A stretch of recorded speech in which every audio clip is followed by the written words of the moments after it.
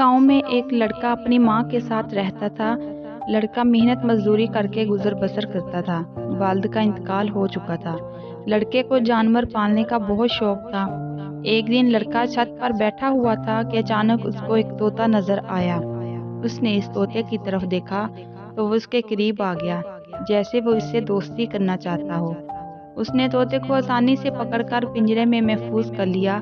اگلے دن جب لڑکا کام پر جا رہا تھا تو اس نے سنا کہ بادشاہ کی بیٹی پر کسی نے جادو کر دیا ہے اور وہ بہت بیمار ہے۔ ایک جادوگر کو علاج کے لیے بلایا گیا تو اس نے بتایا کہ اس کا جادوئی طوطا اڑ گیا ہے، وہ مل جائے تو اس کے ذریعے شہزادی کی جان بچ سکتی ہے۔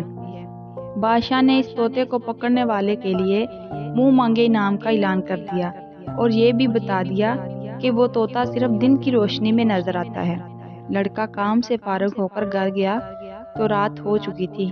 جب وہ کھانا کھا کر کمرے میں سونے کے لیے گیا تو اس نے دیکھا کہ اس کا طوطا پنجرے میں نہیں ہے، جبکہ پنجرے کا دروازہ بھی بند تھا۔ لڑکا بہت اداس ہو گیا۔ جب وہ صبح اٹھا تو دیکھا کہ طوطا پنجرے میں ہی موجود ہے۔